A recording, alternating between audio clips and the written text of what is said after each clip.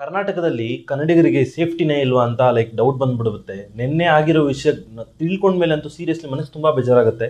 ನಮ್ಮದೇ ಕರ್ನಾಟಕ, ನಮ್ಮದೇ ಬೆಳಗಾವಿ, ನಮ್ಮದೇ ಬಾಳೆಕುಂದ್ರಿ ಅನ್ನೋ ಕಡೆ ಕಂಡಕ್ಟರ್ ಮರಾಠ ಮಾತಾಡಿಲ್ಲ ಅಂತ ಹೇಳ್ಬಿಟ್ಟು ಸಾಯೋ ತನಕ ಹೊಡೆದಿದ್ದೀರಲ್ಲ ಒಬ್ಬ ಕಂಡಕ್ಟರ್, ಒಬ್ಬ ಗೌರ್ಮೆಂಟ್ ಆಫೀಸರ್ಗೆ ಈ ರೇಂಜಲ್ಲಿ ಮಾಡೋದು ಸೀರಿಯಸ್ಲಿ ಎಷ್ಟು ತನಕ ಸರಿ ನ್ಯಾಯ ಅನ್ನೋದು ಆ ಮರಾಠರ ತಿಳ್ಕೋಬೇಕು. ಮೊನ್ನೆ ಎಲ್ಲ ಈ ಚಾವಾ ಫಿಲಿಂ ಬಂದ್ಮೇಲೆ ಮರಾಠರು ಯಾವ ಥರ ಪಾಪ ಇಷ್ಟು ಕಷ್ಟಪಟ್ಟರು ಇವೆಲ್ಲ ಮಾತಾಡ್ಕೊಂಡು ಸಡನ್ ಆಗಿ ಆ ಮೃಗತ್ವ ಎಲ್ಲಿಂದ ಇರತ್ತ ಪ್ರತಿಯೊಂದು ತೋರಿಸ್ಬಿಡ್ತಿದ್ದೀರಾ. ಸಿ, ನೀವೊಬ್ರು ಮಾಡೋ ಕೆಲಸ ಇಂದ ಕಂಪ್ಲೀಟ್ ನಿಮ್ಮ ಮರಾಠರಿಗೆ ಒಂದು ಕೆಟ್ಟ ಹೆಸರು ಬರುತ್ತೆ.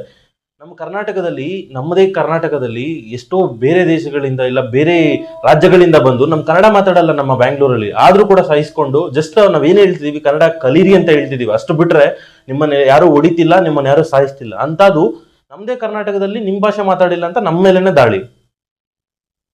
ಪ್ರತಿಯೊಬ್ಬ ಕನ್ನಡಿಗ ಹೋರಾಟಗಾರರು ಒಂದಾಗಿ ಈ ವಿಷಯದ ಮೇಲೆ ಸೀರಿಯಸ್ ಆಗಿ ತುಂಬಾ ತಗೋಬೇಕು ಅಂತ ಹೇಳ್ತೀನಿ. ಬಿಕಾಸ್ ಮುಂದಿನ ದಿನಗಳಲ್ಲಿ ನಮಗೆ ನಮ್ಮ ರಾಜ್ಯದಲ್ಲಿ ನಮಗೆ ಸೇಫ್ಟಿ ಇಲ್ಲ ಅಂದ್ರೆ ಬೇರೆಯವ್ರಿಗೆಲ್ಲ ಹೆಂಗ್ ಸೇಫ್ಟಿ ಕೊಡ್ತೀವಿ?